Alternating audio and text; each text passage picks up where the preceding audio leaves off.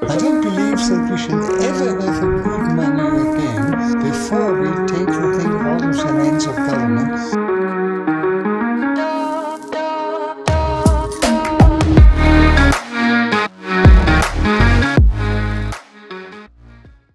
Yo, today is November 2nd, 2022. Welcome to Simply Bitcoin Live. You're your number one source for the peaceful Bitcoin revolution. We cover breaking news, culture, and memetic warfare. We will be your guide through the separation of money and state. Today, we're going to talk about Edward Snowden celebrating the Bitcoin birthday, and of course, Craig Wright responding, and they got into a little bit of a scuffle. I thought that was interesting. Also, Russia continuing to signaling that they're legalizing Bitcoin mining, and of course, they are also making it legal officially to use Bitcoin, crypto in general, to facilitate international payments. Why are they doing that? Because of current U.S. sanction policy. So things are heating up in this separation of money and state. And also, like the Beef Initiative, right?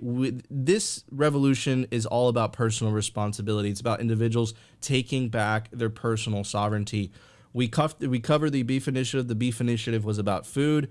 And today we have Andy, and he is part of a company called, here we go, it is part of Join Crowd Health. It's also about taking your health back into your own sovereignty or something like that. And we're going to talk about that today. Andy, welcome to the show. Man, thanks for having me. Appreciate it. Big fans.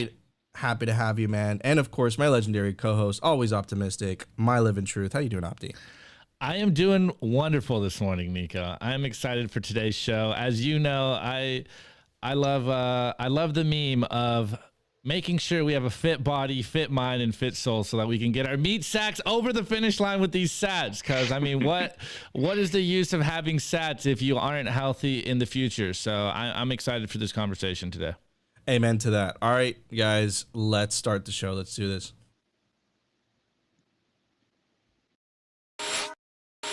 The Bitcoin numbers. Brought to you by NODL. At this point, you should be running your own Bitcoin node. If you don't use your own Bitcoin node, you're trusting someone else's. Run your own version of Bitcoin Core, the Lightning Network, Whirlpool, and Dojo, all from the comfort of your own home. And if you're a digital nomad, you have absolutely no excuse because now you can run a NODL through a virtual private server. Visit nodl.eu today. All right, guys, at the time of recording, the Bitcoin price is 20,395 sats per dollar, 4,903, block height 761,428, reachable Bitcoin nodes 15,903, blocks to the halvening.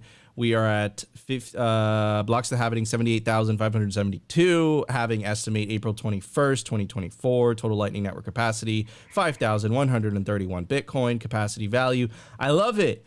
We were so long at $98 or $99 million. I'm glad that it's staying, the Lightning Network capacity, it's finally staying above 100 million. Hopefully it gets to $500 million. Hopefully eventually it gets to $1 billion, but not so fast because still things are breaking in Lightning, which is interesting. Shout out to Barack. Okay, realized monetary inflation 1.77%. Bitcoin continues to take fiat currencies to absolute school, even in the US dollars ideal situation of, you know, the famous touted 2% inflation, which I don't know, we're going to get back to that anytime soon. Bitcoin's still slaying. And that number is going to continue to go down as more as, remember, there's a cap supply is 21 million divided by infinity, and there's a halvening, meaning the supply pressure on the market gets cut in half roughly every 4 years. And market capitalization, we're at $391 billion with a B. Bitcoin is still a baby. Anyways, I have a video for us to react. This is Sam Bankman. He is the CEO of FTX Exchange, and he was having a conversation with Eric Voorhees. Eric Voorhees is one of the Bitcoin OGs. He went on to found this company called Shapeshift.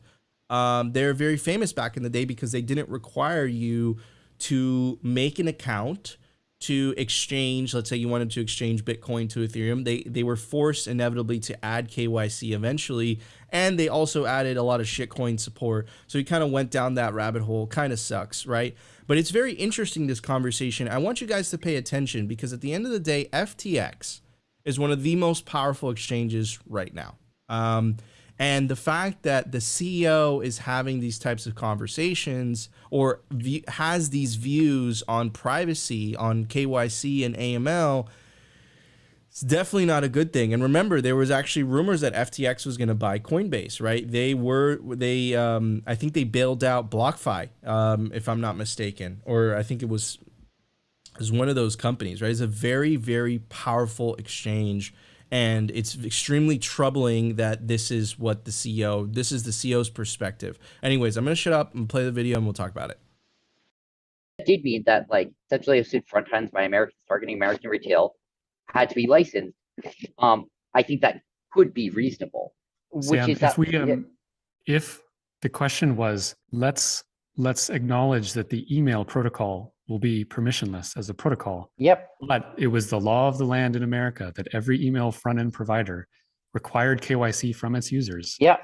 Because under the justification that we do not want people sending information back and forth with terrorists. Yep. Where would you stand on that position? Oh, I'd be strongly against that position. Why? Why would I be against it? Because I think it'd be like against freedom of speech. I think it'd be disenfranchising a lot of people. I think I would not trust in practice that it would do a good job. So I agree with you on all of that. Okay. I'm making a distinction here between, for instance, payments versus like derivatives contracts. Why is Aave somehow different than email? So, why is it different than email? You argued so well and so passionately to not block email with licensing and KYC. I loved hearing that. Yep. That filled my soul with joy. Such good arguments. Why does that not apply to financial transactions? So, why does it not apply to financial transactions? I think there are a few things. Oh, no, can't play that music, but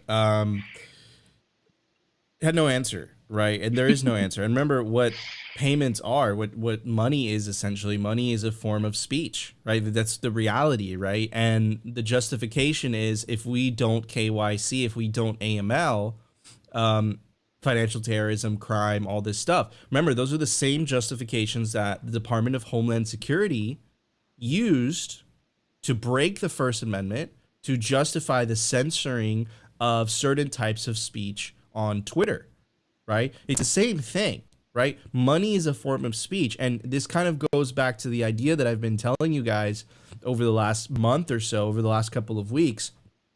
What world do you want to live in? Do you want to live in a world with an open monetary network where individuals are allowed to transact freely, which is what Bitcoin enables them to do?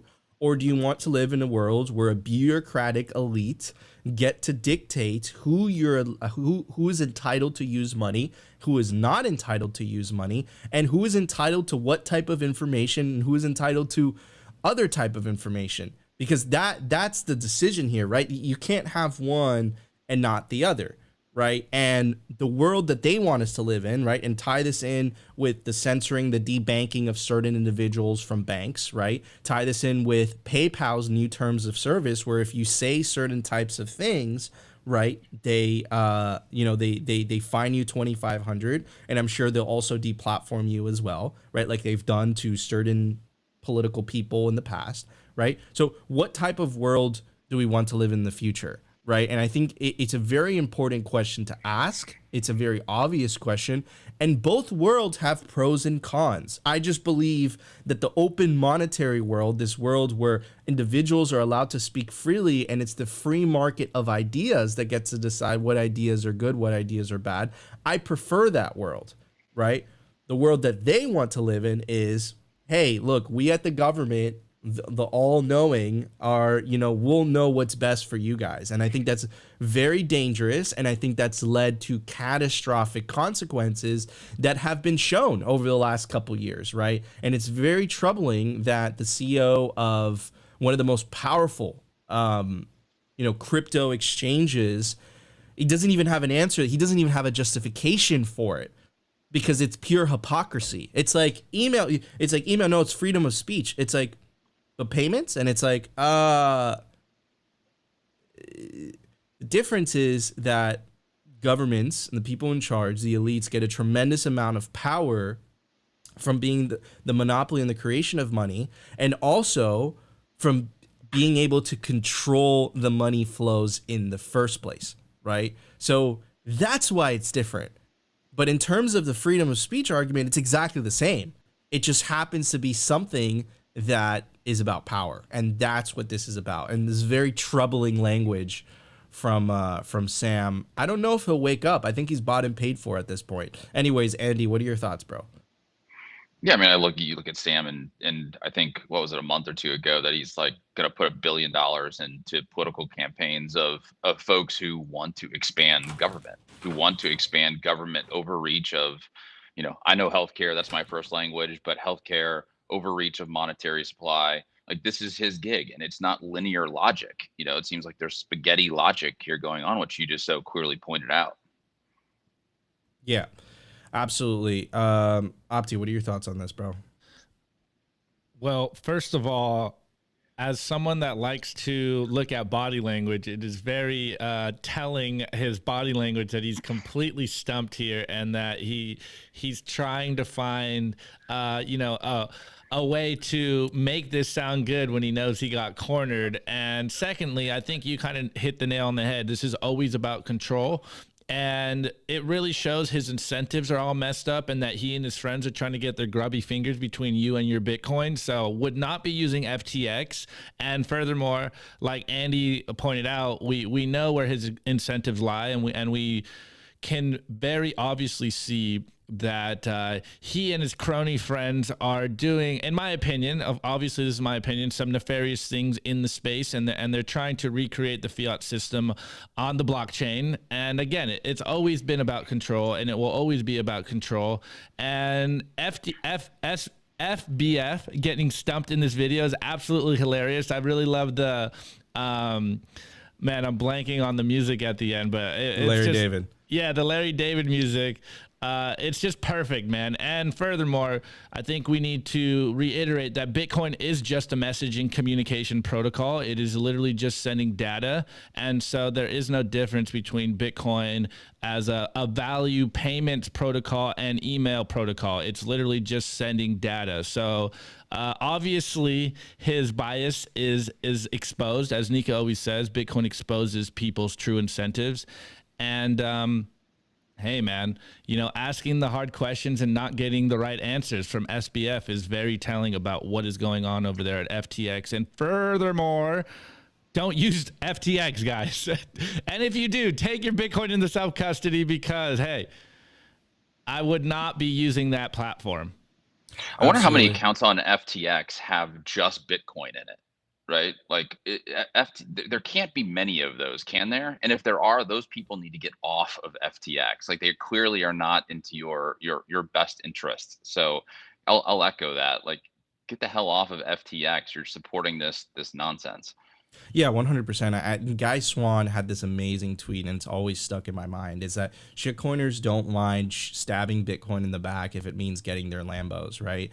And it's like, the old systems of power don't change as long as I'm the one that's in power. I don't want to effectuate change. It's like, it's okay. We can continue this system of censorship and control, capital controls and all that. Now that I'm the one in the driver's seat, it's all good, right? And that kind of coincides with, or that kind of syncs with what you're saying about his certain political donations to certain, political candidates that want certain things, right? Mm-hmm. So anyways, very interesting how that works out. But Opti, let's talk about some healthcare. Bitcoin and healthcare during the culture. Let's do this. The Daily Culture. Brought to you by SwanBitcoin.com. Swan is the best way to build your Bitcoin stack with automated Bitcoin savings plans and instant purchases, serving clients of any size from $10 to $10 million. We love Swan because they incentivize self-custody and dollar cost averaging. What are you waiting for? Visit SwanBitcoin.com today. All right, guys, before we get into the culture, I just want to give a shout out to Pacific Bitcoin. It's in 7 days and 21 hours, 29 minutes and 5 seconds. You have to get your tickets now. You can take advantage of the promo code all caps simply to get a major discount. Speaker list includes Michael Saylor, Lynn Alden, Corey Clipston, Jeff Broof, Breedlove, Guy Swan, Mark Moss, Nico, and Opti are going to be doing a live Simply Bitcoin from the Pacific Bitcoin Swan Dome. You're not going to want to miss this Bitcoin celebration. You can take advantage of the promo code, like I said, all caps Simply, to get a major discount to your Pacific Bitcoin tickets. Perfect, guys. Well, we're mixing this up a little bit. I got the culture first, and we got Andy here from Join Crowd Health. So, Andy, I think let's just do a start it off with what exactly is Join Crowd Health. And as you guys can see on the YouTube show, we have joincrowdhealth.com here. So let the people out there that aren't familiar with what you're doing, what exactly is your company? Yeah, man. I hate health insurance. I'm assuming there's lots of listeners out there that hate health insurance as well. I think health insurance is just an extension of fiat. And so we wanted to do something different. Like, how do we create healthcare freedom, as opposed to being, controlled by health insurance plans that can tell our doctor what they can do, what they can't do. They can pay some things, they can not pay other things. And so what we set out to do is create a set of tools so that people can pay for their healthcare expenses without having health insurance. So outside of the health insurance system, our little saying is opt out of health insurance. And mechanically, the way that this works is, instead of sending money, your premiums every month to a health insurance company, we open an account for you. You put $175 in an account. We take $30 of that, and then the remaining $145 accumulates over time. And that money then can be used to help other people in the community. So if I, broke my arm and it's $5,000, I would go to the community and say, hey, well, 50 people take $100 from that account that they've set up and send it to me so that I can then pay for that bill directly. So it's more of a peer-to-peer sharing platform than it is a health insurance company. We've had 1,200 bills thus far, and we've paid we've crowdfunded every single one of them. So it's a super effective way of doing this. In addition to that, we're getting about 50% better prices.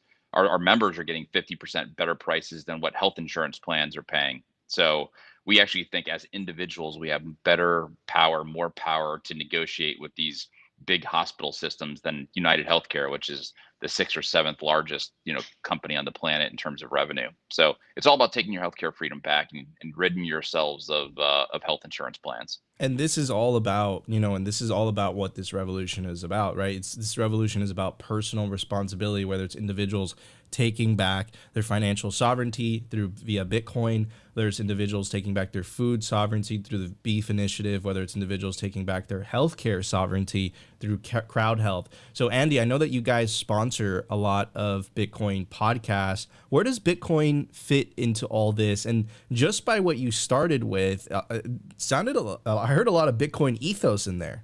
Mm-hmm. I'm a Bitcoin fan. I was orange pilled by Jimmy Song. I'm sure most of you know Jimmy. I'm a friend of his.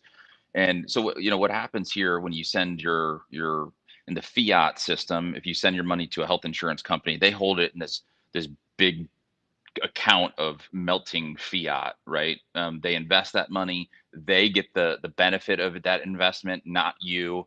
And so we thought, instead of holding all this money in a big pot of fiat, why don't we decentralize this and allow people to hold their money in Bitcoin as opposed to fiat? And so then all the upside of that Bitcoin is actually our members. You get the upside of that. So we're at 20,000 today. If Bitcoin goes to 100,000 and you have, thousands of dollars of Bitcoin in your account, and, so it appreciates 5x, you get all of that upside. So you're stacking sats while also, allowing you and your family to pay for healthcare more effectively. So instead of holding in, in fiat, we allow people to hold that in Bitcoin and get the upside. Yeah. So what are the downsides to the system? Because there's always pros and cons to everything. What are the pros and what are the cons to Crowd Health?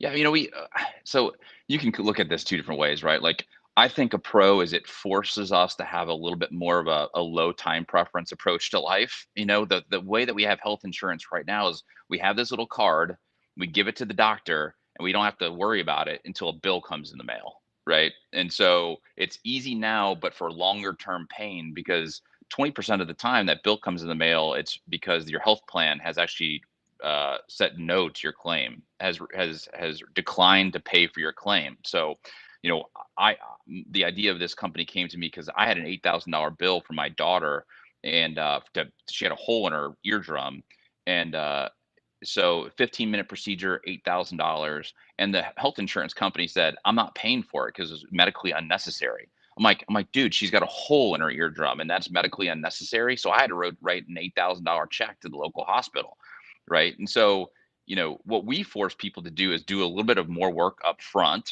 right? And so, you know, if you have a big, expensive procedure, we ask that you call us. We'll negotiate that rate for you. We're typically getting 60 or 70% better rates on those scheduled things. And so it takes a little bit more from you, but it saves you a hell of a lot of money because we're, you know, 50% less than going to healthcare.gov, and you don't have a health insurance plan and the government getting in your healthcare business. So it's a bit more of a low time preference approach to healthcare. If you want a high time preference approach, go to somewhere else, because we just don't think that's the right way to do this. Absolutely. Opti?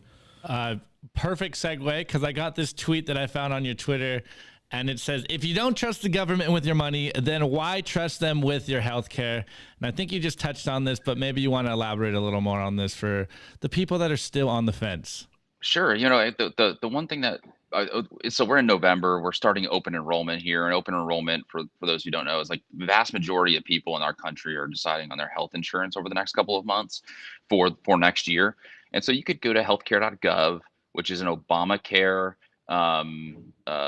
initiated thing from, you know, 10 or 12 years ago. So, you know, you're going into Obamacare and you're saying, hey, I'm going to sign up for one of these plans that has been regulated by the government to do certain things with my health, right? And so it's like, man, like, don't prop up, you know, this Obamacare system, and instead opt out of that and take, you know, personal responsibility for your health, as opposed to an insurance plan, which is, you know, right in bed with the United States government. So that's why I said, hey, don't, if you don't trust your money, you know, with the government, if you don't trust the government with your money, which I don't, then why are you trusting your healthcare? I don't. I trust me and my doctor to make the decisions on my healthcare, and not the government and the big health insurance companies. So I'm gonna play devil's advocate on that a little bit. Love it, right? yeah. The devil's advocate would say, but Obamacare, you know, provides these very cheap premium. Of course, there's a cost to that. The cost is the premiums for everybody else just went through the freaking roof if you haven't been paying attention. Yeah. But the advocates would say,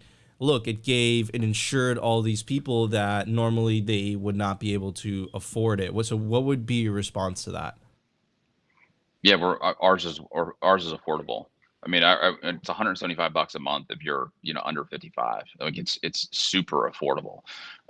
You know, that's how much you pay for your, you know, your cell phone coverage every day or every month. You know, your cell phone coverage plus, you know, a couple coffees at Starbucks, and so it's super affordable. I think that, you know, what we want to do is offer this to, you know, to everybody, to get what we know. Our number one customer right now is somebody who has been uninsured because, you know, the health plans that options out there suck. And so now they want to jump over to us. So, you know, if you go to healthcare.gov, my family of four will pay about $1,300 a month. So this is Obamacare, $1,300 a month, and it would probably be somewhere between $8,000 and $10,000 deductible, which means that I have to pay $8,000 to $10,000, plus, you know, $1,300 or $1,400 a month. So what is that? You know, let's just say that's $27,000 or $28,000 before the health insurance plan pays a dollar. That to me is not affordable. And in fact, what has happened with Obamacare is these deductibles have gone up, and we had 250,000 people with health insurance last year went bankrupt due to a health event. Wow. That's not affordable, right? Like, Yeah. people are looking at this as really affordable premiums.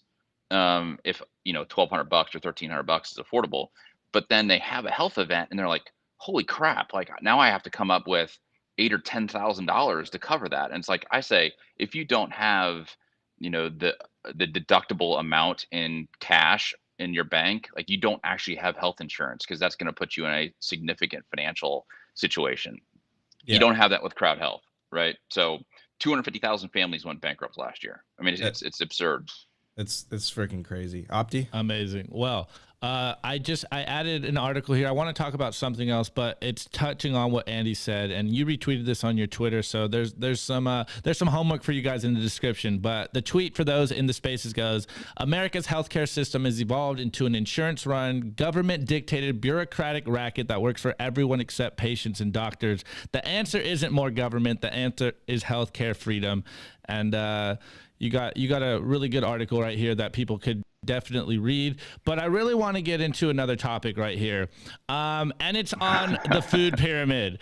I've been diving into this food pyramid as I became a Bitcoiner, and you essentially been dunking on the food pyramid all over Twitter, and I absolutely love it because it amazes me that people are still misinformed out there. And I say it all the time on this show. I say it all the time in our spaces.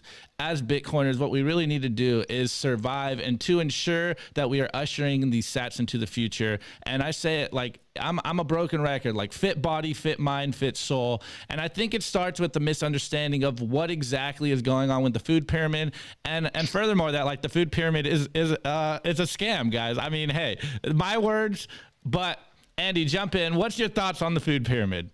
Yeah, it's actually garbage. I mean, it's total garbage. And I'm 43, and I remember, reading about this or watching this thing in kindergarten. I remember that food pyramid being on the wall, and I look back at that, and I'm like, holy crap. Like, no wonder, the United States has twice as many obese people, per capita as anybody else on the planet. It's like we follow the fact that breads and pastas and Cheerios should be the base of our diet, whereas animal proteins are way up at the top. And in reality, what you should do is chop sugar off and inverse it.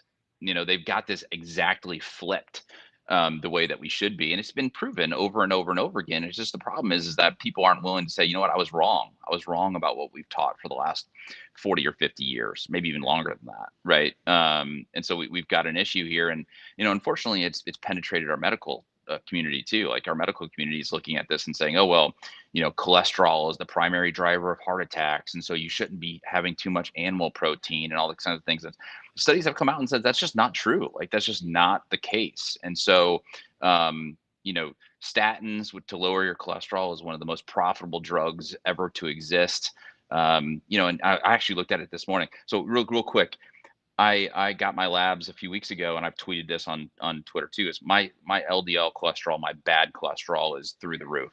It's like 180 or something like that. It should be like 100. And so our society is telling us that, oh, you need to get on statins to lower those levels. But if you actually do research into this, 77% of the people who had heart attacks didn't have high cholesterol. And so, our American College of cardiologists and American Heart Association haven't come around to all these studies that actually says this is wrong.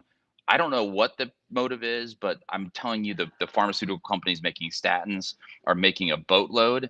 And what are the side effects of statins? They make your brain foggy. I saw one this morning. It was like erectile dysfunction, like all these things. And I'm like, hell no, I'm not eating, putting that stuff in my body. I'm going to figure this out, a different way. So there's this whole medical industrial complex is what I call it, that I think is dictating what we're doing in healthcare. And it's way more focused on selling pharma, getting these people elected to Congress and Senate, and way less on the safety, I believe, the safety of the American public and the well-being of the American public. So that's my big issue with the food pyramid, and it's making us obese, and that obesity is having a major impact on our healthcare costs, which is our number one expense in the federal budget. So it's really kind of a circular thing here that one affects the next, which affects the next, and it affects Bitcoiners and the money supply, right? So it is a passion of mine to kind of flush this out. Yeah, and we're gonna continue to have guests like Andy, guests like Texas Slim, because guys, at the end of the day, this is about taking back personal responsibility. Stop outsourcing that personal responsibility in aspects of your life, because if you outsource it, what you're doing is you're outsourcing it to the government. You're outsourcing to this bureaucracy that you could have given them the benefit of the doubt. You could have said, you know what, maybe this was a good idea. But the problem is that history has shown the exact opposite. They've used the outsourcing of responsibility of individuals, and they've used that to empower themselves, benefit themselves. And the benefit to individuals, right, is not that great, right? So this is all about individuals taking back their sovereignty, even if that's through food, if that's through money, if that's through health. That's what all this is about. This is a big movement, right? You can't just focus on one and not the other. That's all it is about. Opti, could you say your line again? Which one? Fit body, fit mind, fit soul. And just to double down before we move on, guys, it as a Bitcoiner, it becomes very obvious that once they start lying about the lies that they've perpetuated about the money, it opens up your eyes to all the other lies going on in the world. And it's a very, very intense experience to go down the rabbit hole of, wow, what is fiat money? And then what are these effects on society at large? You guys can go read the Fiat Standard, or you just go down these rabbit holes yourself. But we've been harping on this idea for a while. You guys need to ensure that your health is good, because if you're not thinking correctly, if you're not eating correctly, how are you going to be able to usher in these Bitcoin? Because we are in an information war, and they want you weak and dumb. And so we got to make sure that we take back our health as we are taking back our money. Amen to that. All right, guys, let's get to the news. The Daily News. Brought to you by Bitbox 2 Bitcoin Only Edition, a hardware wallet by Shift Crypto. Crypto like cryptography. It's secure, it's open source, and it's so easy your mom can set it up. Self-custody is the revolution, and the Bitbox makes it simple. Do not leave your Bitcoin on an exchange. Order a Bitbox today. All right, so this is the big news. Edward Snowden, on Bitcoin's birthday, right? He tweeted out the white paper. He said 14 years ago, 14 years ago today, yet Satoshi remains anonymous, remarkable. And of course, we have Craig Wright. I was never anonymous, you traitor scum. It's interesting. You think Satoshi would say something like that? And what did Edward Snowden do at the end of the day?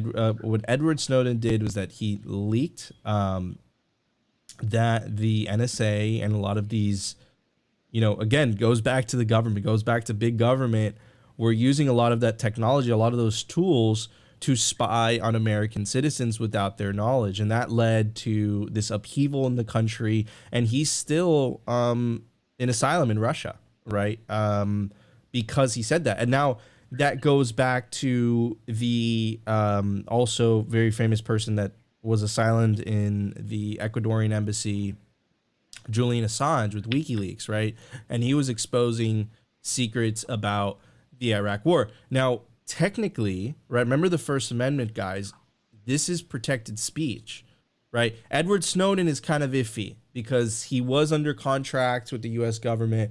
He maybe perhaps signed a thing, right? But specifically Julian Assange, right, is really interesting, right? How, if you can't have that journalistic freedom to report on this stuff, it's like the example with The Intercept, right? The Intercept leaked that the Department of Homeland Security was working with social media companies to censor certain transactions. And this all goes back to the same thing. If we're not allowed to speak freely, what makes you think you'll be allowed to use a money that they can't control? And it goes back to the issue with Sam Bankman in the video that we first played you guys during numbers, right? It's the same concept.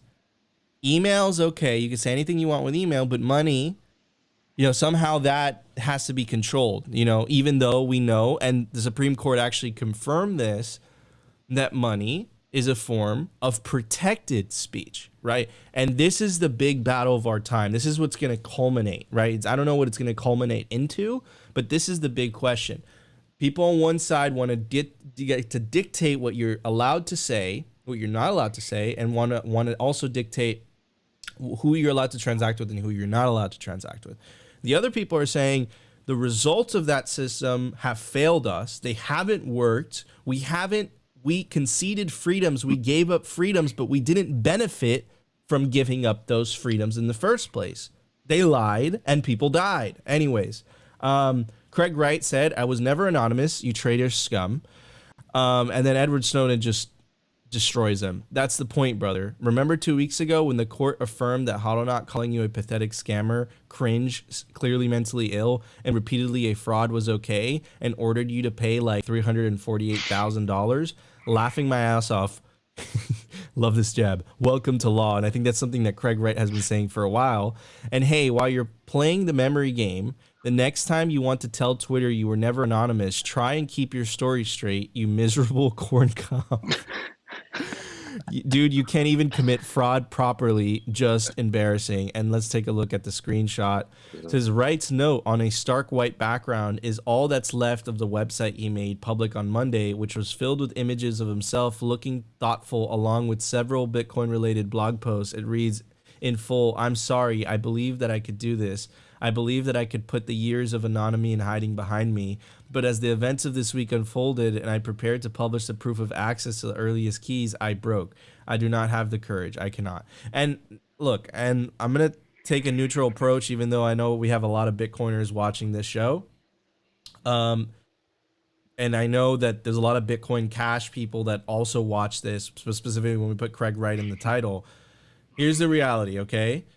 Craig Wright was given the offer by a judge in the United States, a judge in the UK, and a judge in Norway. All he had to do is cryptographically sign that he actually had possession of those private keys, and he still did not do that. What did it cost him to go through this whole ordeal to prove that he's Satoshi? That when proof comes to shove, when you actually can prove that you do own addresses that are associated with Satoshi, he never did that, right? So I'm just glad that he's just getting owned once again in the public square of Twitter. This is why Twitter is so important. And he was never able to respond to Hodlnaut. So is he just keeping up that facade? Like, I'm Satoshi, believe me, take my word for it. I'm glad that he lost that case, man. I'm really glad that he lost that case because now, like I've been saying over these last couple of weeks, guys, 3 judges in 3 different jurisdictions, one in Florida in the Kleinman case, one in the UK in the Peter McCormack case, and now in Norway have all said the same thing. Craig Wright misrepresented himself and he lied, right? 3 judges, not coming from Simply Bitcoin. That's what they said. Take it up with them. That's not what we're saying. That's what they said. We're just reporting on it. Anyways, Opti, what are your thoughts, bro? And then we'll move on to Andy. Well, my thoughts is really like just wow. You know, like CSW can't even keep his fraudulent, narcissistic lies in place. And he's all over the place. Like he just makes up lies as he goes.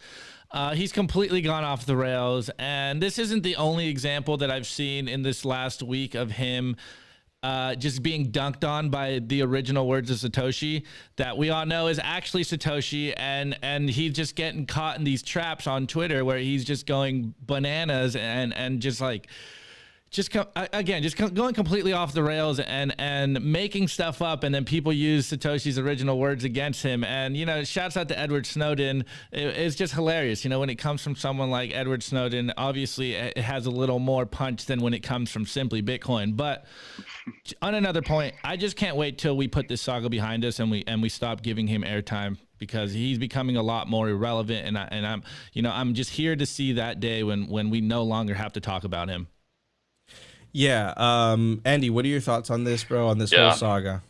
Well, I mean, you look at that string of tweets, right? And Snowden got tens of thousands of likes, I think, and I think Craig Wright got like 200 likes, which is like, hell, I can get 200 likes on a tweet, and Craig Wright gets 200 likes on a tweet. Yeah, I think he's just irrelevant. It's like the biggest advocate of proof of work can't show proof of work, and it's pretty clear that this guy is, a goofball. And so Craig, sue me for calling you a goofball. But it's clearly he's just ridiculous. We should forget about him and never mention his name again. Yeah, man, it's so ridiculous. And look, the person that says he is Satoshi is also using lawfare to silence dissenting speech, which is completely against with how Bitcoin works, what Bitcoin represents in the Bitcoin ethos, right? So I just think that's a little hypocritical as well. We know that he has a powerful war chest due to Calvin Irie, who's part of the whole, thing. But hopefully, because of these three cases, specifically in the Norway case, right, that will make it more difficult for him to use lawfare to go after his political opponents. Anyways, moving on. I kind of want him to sue me, actually. What would I have to say for him to sue me? Because that would be the best advertising I think I could ever get for Crowd Health. So Craig, if you're out there, please sue me, because I'd love to do this. From my understanding, it becomes a little bit difficult for American citizens to be sued on the grounds of speech. We know that he's used specifically the libel laws in the United Kingdom, which have been known to be abused. Actually, they've been abused to such an extent that the Obama administration had to pass a law in the United States specifically to protect American citizens from that law. So that's my understanding of it. But of course, I'm also not a lawyer. Anyways, moving on to this, I think this is also some very big news as well. And some signal in here. I'm going to connect it also with the amazing article that Alex Gladstein wrote, because it's actually we're witnessing play in full time. We're witnessing this play out in full time. The name of the article is called "Bitcoin is a Trojan Horse for Freedom," and I think that's exactly what you're seeing here. Bitcoin's irresistible incentives. In the case of Iran and Russia, it's the censorship-resistant incentives. And of course, the number go up incentives are also irresistible. The name of the article is "New Mining Bill Permitting Cross-Border Crypto Payments Filed in Russian Parliament." A draft law designed to regulate the mining of digital coins in Russia is also legalizing the use of cryptocurrencies in international settlements. It has been submitted to the Russian parliament after the rejection of an earlier bill, which is aiming to allow domestic crypto payments as well. Now, that's a little bit of signal there. Anyways, goes on to say, Russian lawmakers will review a new legislative proposal for the legalization of crypto mining, which has seen significant growth over the past few years. I love that. More hash rate. Not in the United States. More hash rate in Iran, more hash rate in Russia, more hash rate in Venezuela.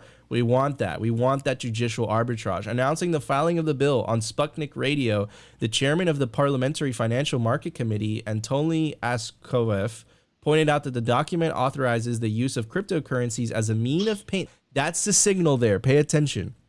The document authorizes the use of currencies as a means of payment outside the country. To quote Askarov, he said, "We have introduced a bill that legalizes mining, that is the issuance and circulation of cryptocurrencies, but cryptocurrencies can only be employed as a means of payment outside of our country in foreign jurisdictions," right? So it's interesting how that works. It's like, we want to benefit from Bitcoin censorship resistant, but as long as the people of Russia don't benefit directly, because then the people of Russia are going to start opting out of our fiat currency, and then that would take power away from us. It's interesting how that works.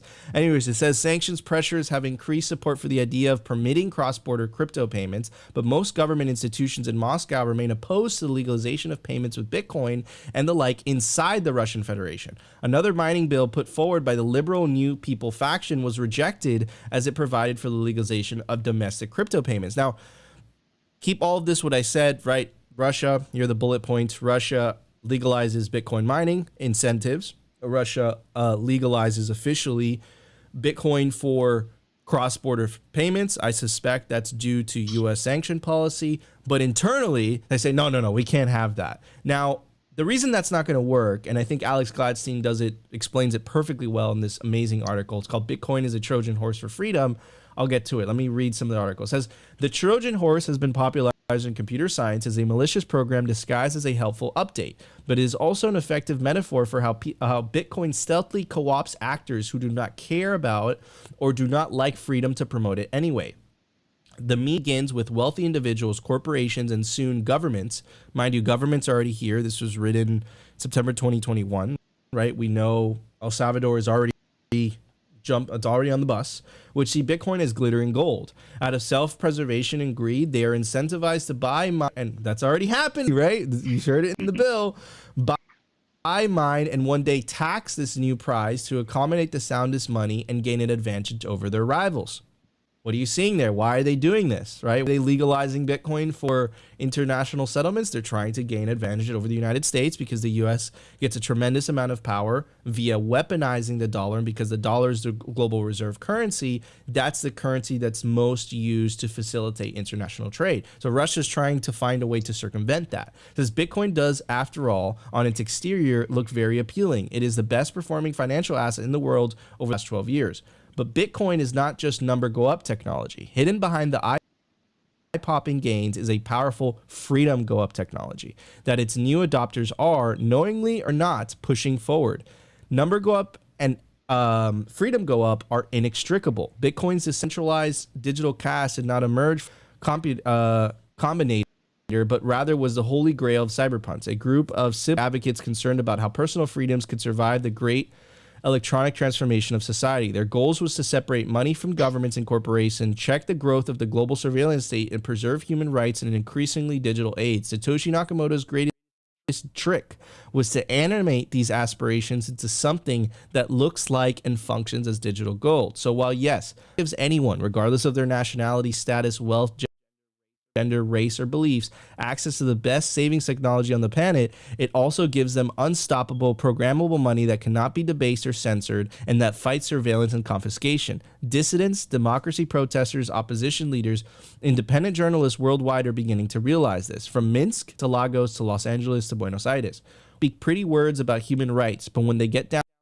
to brass tacks, the platted side, as a reminder of this cold reality, referred to the dictators of the UN on Human Rights Council or the Financial Action Task Force. The list of household corporate names sponsoring the 2022 Genocide Olympics, or the roster of Wall Street icons who attend Saudi Arabia's Davos in the desert. As human rights activists know well, it can be hard to effectively promote freedom in a society that willingly sells morals out for profit. Bitcoin sneaks in and rewires the system from the inside, aligning profit seeking with permissionless financial liberation. And that's the beauty of all this, right?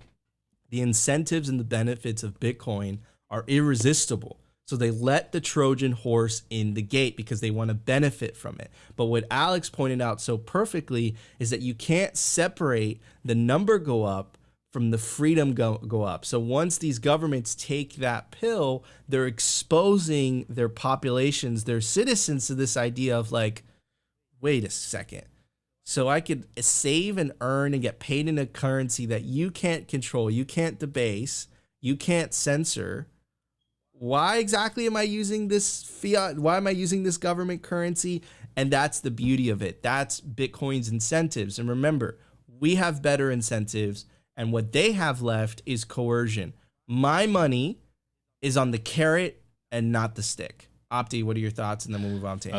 I love it. Agreed. On the first point about the Russian news, it's basically Bitcoiners being right once again. Bitcoin game theory is playing out in real time. But also, I think that point that you pointed out of how nefarious the parasite bureaucrat class really is they don't want their citizens to use Bitcoin, but they can use it for cross-border payments. It's just the meme, rules for thee, but not for me. But to your point of Bitcoin is the Trojan horse for freedom. And we say it all the time that Bitcoin changes you. You don't change Bitcoin. And once you hold Bitcoin, you start to ask simple questions like, why am I being forced to use a money that's designed to steal from me? And why am I not to transact freely with people when I am supposedly in a free country, when I'm not doing anything by criminal standards, I'm not breaking any laws? Why am I being coerced to use this money that is not benefiting me and my family? Like, these are very simple questions that I think we all need to be asking people, because Bitcoin fundamentally shows the flaws in the system. And as we say all the time, number goes up, brings freedom goes up with it, because, hey, I can only really speak for myself, but as I've learned about Bitcoin, I've become way more freedom-minded. I've become way more interested in ruling my own destiny going forward. And I think that if it can happen for me, it can happen for everyone out there, as long as they still have a brain, as long as they're still thinking critically. Bitcoin will change the world, and we're seeing it happen in real time at breakneck speeds. And again, I say it all the time, like it's just awesome to be on the front lines and be able to cover this stuff, because like we have front row seats, and all you Bitcoiners out there also have front row seats, and we're the frontline soldiers continuing to spread this signal. So we got to just continue to counter this stuff, and also spread the good stories about like what Alex is saying. You know, like humans latch on to storytelling abilities, and if we can frame Bitcoin in such a way where people understand what we know to be true. Number goes up, brings more freedom, and then what freedom brings to society, we don't even know what those effects will be, because we've never seen it. And that's just a beautiful, bright future that I think Bitcoin will usher in. Amen to that. Andy, what are your thoughts?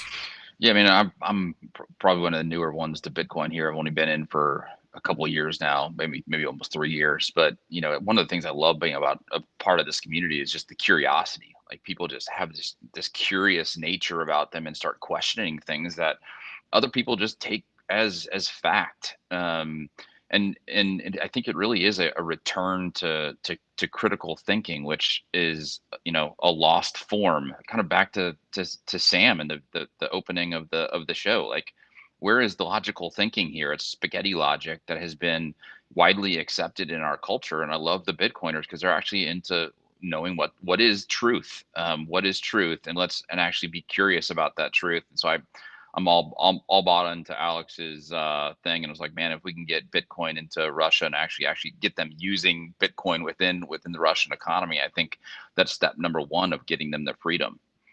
100%. I agree with you. And that thing about Bitcoiners seeking truth, it makes sense, right? Because fiat is not anchored to truth. Fiat is lies. But if you see the unit of account of Bitcoiners, it's anchored to the truth via proof of work, right? Bitcoin is anchored to reality. That's what makes it unique. And I think that change, to borrow what CK always says, that change in operating system makes you seek truth in the world. It makes you think differently. It makes you, Max Kaiser has that amazing quote, you don't change Bitcoin, Bitcoin changes you, right? Mm-hmm. And if we get the world to change this operating system, and now all of a sudden they're optimistic about the future rather than nihilistic about the future, which is what I think fiat currencies do to human beings, man, that world I am so excited for. Corey Clipson calls it the bright orange future. I'm very pumped. But anyways, let's get to the meme review. Let's do it. The Daily Meme Review. Brought to you by Kaboomracks. I get this question all the time. Nico, where should I buy Bitcoin miners? The answer is Kaboomracks. It's the best place to buy Bitcoin miners. That's where you're going to find the best deals and the best prices. Start your mining utopia today. To check out their racks, you got to go to t.me/Kaboomracks. Join their Telegram group and start your mining journey today. Kaboomracks. Kaboomracks. Kaboomracks. I love you pulling out the S line. That's awesome. All right, guys, you already know this is the meme review. This is your guys' favorite part of the show. And as Nico said in an eloquent meme, guys, tweets are the bullet and memes are the artillery. And we are out here in the front lines. Continue to meme, continue to get those calls of actions, because we are in a misinformation war as we speak. We are getting bombarded with all kinds of noise, but Bitcoiners have truth on their side, and it pierces through all the madness, guys. So this first one is by my boy, Psychedelic El Barto. And as you guys know, in the news section, Edward Snowden called CSW corn cob. Stop being a corn cob. And we got this, CSW as a corn cob in the flesh. Dude, meme, soundboard. No. Which one? Other sound. I love corn. Oh yeah. Hold on 1 second. I got you. Cone. I love cone. All right, this next one is by Kanato Takumi, and everyone. I'm impressed. I probably didn't say that right. Pronounce it. Anyways, everyone's on Twitter. There was a back and forth yesterday between Jack Mallers and Elon Musk, and Saylor's been talking about implementing Lightning Network for this Twitter Blue check mark and all this stuff, and this is just a play on the idea of every Bitcoiner on Twitter is just adding Elon Musk. Let me pay in sats, and he's just like Homer Simpson sitting there at Twitter headquarters like, oh my goodness, I need to add sats in Twitter, or at least start to take sats. This next one, shouts out to Maxie's Club. I absolutely love what you do here, bro. I love the artistry on these memes, and these are becoming some of my favorite memes because they're like comic books, and I just love comic books. And we got an FBI, I don't know what you'd call this, a gremlin type dinosaur thing, and he goes, some people have Bitcoin, and then we have, obviously, I'm pretty sure this is a fiat money changer, and he goes, we can freeze their hardware wallets, right? And the FBI officer just starts sweating, and he's all nervous, and then he gets angry and he goes, right? It's I'm pretty sure this is a play on the Star Wars meme, like, you can freeze the hardware while it's right? Nah, son. Anyways, this next one's by our friend Mr. Robot, aka the Bitcoin Doctor. And I don't know if you guys woke up on Twitter and saw all the crazy news, but exchanges still are getting hacked. People are still putting too much money and leaving money on these exchanges, and they are getting wrecked. Anyways, this is a play on Back to the Future, and he goes, hello, McFly. Get your keys off the exchange, and gives them a noogie. Guys, do not hold more Bitcoin than you're willing to lose on an exchange. The revolution is self-custody, guys. You need to own Bitcoin in private keys that you secure so no one can steal your wealth. This is how we defund the madness. Anyways, we dropped this article yesterday. Memes are the message, by our boy Weinicke. It's the perfect message, a hard truth with a pinch of humor, the most concise form of explaining a thought. And then Ray dropped this hilarious SpongeBob play, and he goes, want to know what's funnier than 21 million? The number of fiat dollars printed. Oh my goodness, that deserves some horns. And they're all laughing with Bitcoin in self-custody. And this last one, memeing Bitcoin. I was planning on putting this on Bitcoin White Paper Day, but it got lost in the sauce. And again, another play on Fast to the Future, and it's the bass player or the rock and roll scene where he shreds the guitar, but the guitar is the Bitcoin white paper, and we got Dorian Nakamoto, aka the face we all use for Satoshi, and he goes, I guess you guys just aren't ready for that yet, but your kids are gonna love it. Yes, Bitcoin is for the children, and we will continue to spread this signal as far and wide as possible. Do you think Satoshi picked that name because he knew that's what the guy looked like? I don't know, but hey, I mean, it's a perfect meme. He is the perfect meme. The Satoshi Dorian Nakamoto face is a classic meme that I think we'll be using forever. Obviously, be using forever. All right. So before we get to the meme review, guys, this is Simply Bitcoin Live. Drop your scores in the live chat. Make Opti and I feel uncomfortable, and we will read your scores. Cue the epic music. Opti, wait, we have to explain to our guests. Andy, the way the meme review score works, right, is that you give it a score. It could be anything. It could be an object, a feeling, a color. Doesn't matter. Anyways, Opti, all right. Cue the epic music. You're up, bro. Today's score, you guys saw me wear it yesterday, but it's this vintage NRA life member hat that I got at the antique store. Lit hat, guys. You already know. All right, Andy, what is your score? Man, I don't know. Is this okay? Is my key my score? Like, oh, there you go. go. Storage. Okay. Like, come on, score. A white treasure. Okay, all right. Nico's gonna give it. Oh, a Kaboom Rax S9. Let's go. Why isn't it plugged in, Nico? Why isn't it plugged in? I know. Okay. All right. Anything you do, we're gonna dunk on you. Why isn't your miner plugged in? It's awesome. I know. Okay. Rave Elevator. He gives the memes. One pineapple under the sea. Oh. Okay. Guardian Healer. I give those memes a signed message and a Bitcoin transaction, just to prove I own the keys. Very nice. I like that. Bars. Igor, I give those memes an empty 0-fee routing channel. Very nice. Very nice. Very well thought out. I give the memes the presents I have for Nico and Opti at the Pacific Bitcoin Conference. Ooh, I'm very excited. Let's go. I'm very excited for that. Brandon, I give those memes an automatic center punch. Very nice. Tyler Durden swallowed the red pill. I score these memes a beefsteak. Very nice, bro. Very nice. Z Logic, I give those memes a snowed in Snowden. Winter is coming. Okay. Yikes.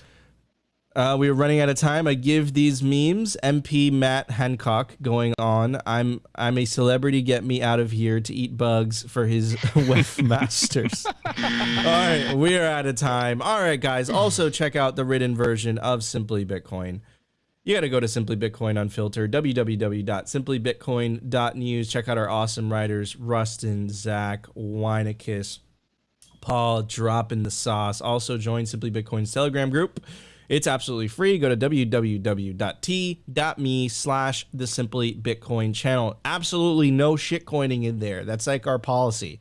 It's all Bitcoiners dropping the sauce, dropping hilarious memes, getting into some interesting conversations. You definitely don't want to miss it. Anyways, Opti, do we have software? Yes, sir. Or, Software. All right, let's do it. Bitcoin software release. Brought to you by CypherSafe. Don't be that person that loses their Bitcoin seed due to fire damage, water damage, dog attacks. Back up your generational Bitcoin wealth on steel, and there's no better place to do it than the Cypher Grid by CypherSafe. And now check out their new Bitcoin art, the Bitcoin Rulux triangle, only on CypherSafe.io. All right, guys. So today's software release. Shouts out to Darth Coin in the Telegram group. He hit me to this morning. We got Blixit Wallet version 0.6.0, and they released the Mac OS version. So it's one of the few Lightning wallets for your desktop, guys. Definitely go check it out. It's on Windows and Linux as well, but now you guys got a Mac. I know you guys probably aren't using Mac, but there's a few of us out here that are still using MacBooks out here. So now we got a Bitcoin Lightning wallet for MacBook desktop. And of course, we are on Anchor, we are on Spotify, we are on Apple. And if you are a part of the Value for Value economy, we are on Fountain. And we do have a few comments from yesterday. We got Muffin King. He goes, Simply Bitcoin rules on our Google accepts Bitcoin for payments. Episode 610 gave us a 95 sat boost. And then yesterday, everyone loved it, man. We got a 238 sats and BTC Totoro, I probably butchered that, goes, Phil's back. That was awesome. Go check it back, man. We had an awesome episode yesterday. It was a fun time. Good to bring my parents back together. But thanks, guys. It's Wednesday. We will continue to give you guys all the sauce. Oh, the sauce. Speaking of sauce, guys, check out representltd.com. They make some of the comfiest merch ever. It's stylish. It's comfy. Opti's showing off the standard. I always wear the camo hoodie because I like it. They're making Bitcoin merch. They're making Simply Bitcoin merch. You can take advantage of the promo code Simply-Bitcoin on representltd.com to get a 10% discount. I also want to give a very special shout out to our awesome guest, Andy. Thank you so much for joining us today. Where can people find you? Where can people find out more about Join Crowd Health? Yeah, go to joincrowdhealth.com. Use promo code Bitcoin. You'll get $99 for the first 6 months. You can't beat that. And then join Crowd Health on Twitter, where we're pretty active, pretty sassy. So come follow us. Awesome. Thank you so much for joining us today on Simply Bitcoin, Andy. I appreciate it. Thanks, man. Thanks for having me. All right, guys, that was another episode of Simply Bitcoin. If you enjoyed it, it really helps us if you smash that like button. Consider subscribing if you think we provided you value. And of course, the number one thing you could do to help the show and push the Bitcoin revolution forward is share this video. In fact, share all Bitcoin content, get it out there, wake up the NPCs, take back your financial sovereignty, your health sovereignty, and your food sovereignty. That's what we're going to try to help you guys to do. We love you all, and we will see you tomorrow for another episode of Simply Bitcoin.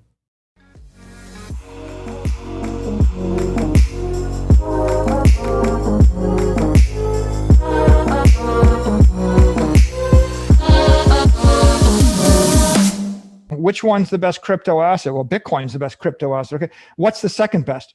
There is no second best.